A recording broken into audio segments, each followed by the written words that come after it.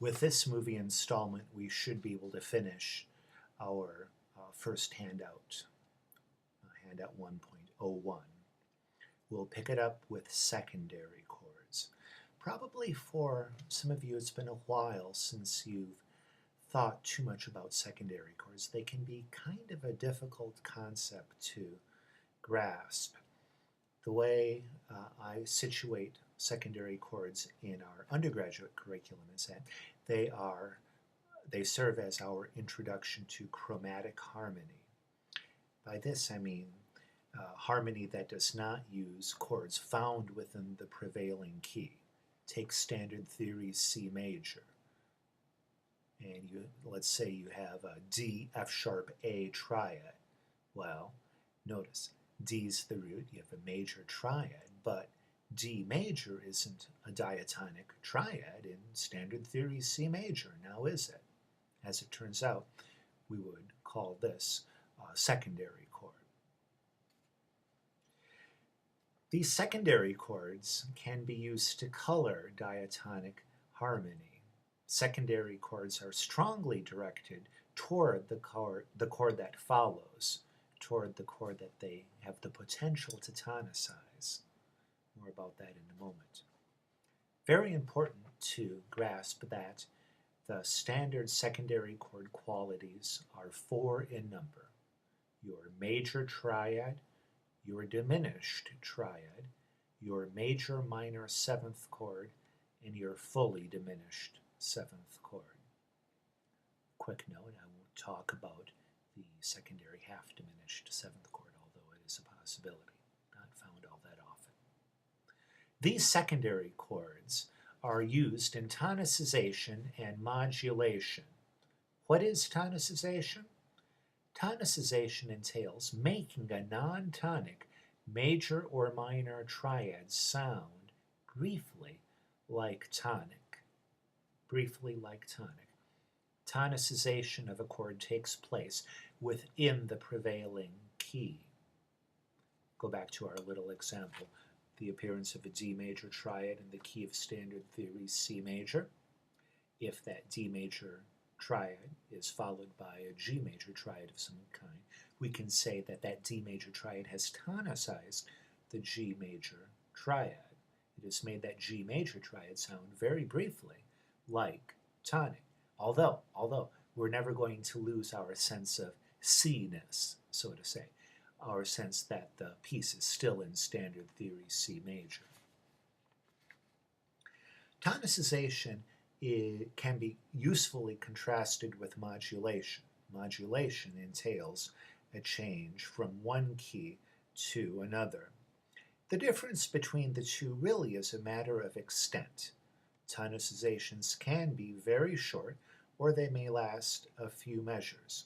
Modulations tend to be more extensive. That said, we can also have short modulations. It's a matter of extent, with tonicizations on the one side, modulations on the other. Well, having mentioned that we have 4 possible secondary chord qualities, the major triad, the diminished triad, the major minor 7th chord, and the fully diminished 7th chord, let's say a few words in particular about secondary dominant chords.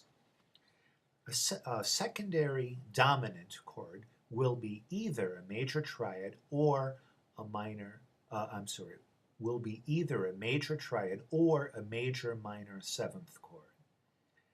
As for identifying secondary dominants, be on the lookout for accidentals. Again, to go back to our example with standard theory C major and the appearance of a D major triad in it. Well, that F sharp isn't in the key signature of C major, now is it? So there's a tip-off that you might have a secondary chord.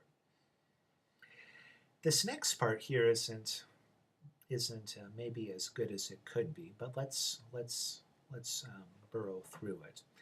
As for spelling secondary dominance, ask yourself which note, let's say we want to spell a 5 of 5 chord, which note is 5 in the key of, again, how about if we take standard theory C major?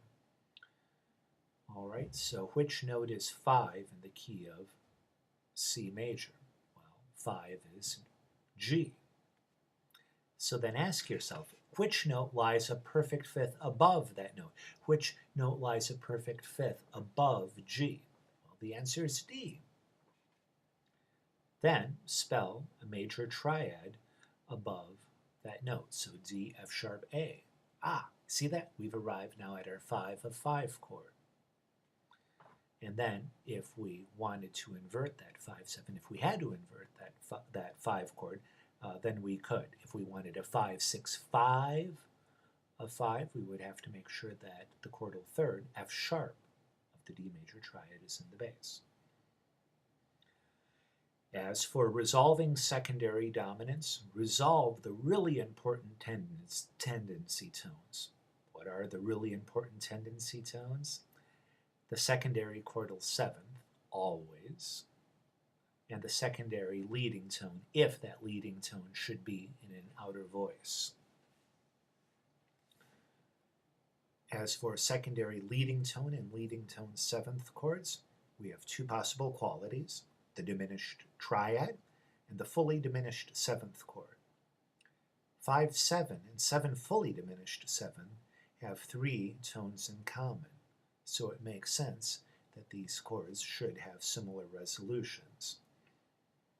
So, in a root position, 7 diminished triad, and in a 7 fully diminished 7th chord, let's say we have a 7 diminished triad of 2 or a 7 fully diminished 7th chord of 2, standard resolution would be to root position 2. Why? Because in the secondary chord, the secondary leading tone is in the bass. For a first inversion, 7 diminished 6, or 7 fully diminished 6-5 of 2, these will resolve either to root position 2 or to 2-6. As for your second inversion, let's just talk about the 7 fully diminished 4-3 there. That's the more common one. It has a standard resolution to a first inversion triad. A third inversion, secondary leading tone, 7th chord, is usually a decorative chord, an embellishing chord, not an independent chord unto itself. Well, we'll get some more practice with secondary chords in a bit. I think now is a good time to conclude this movie and make sure that you do the assignment.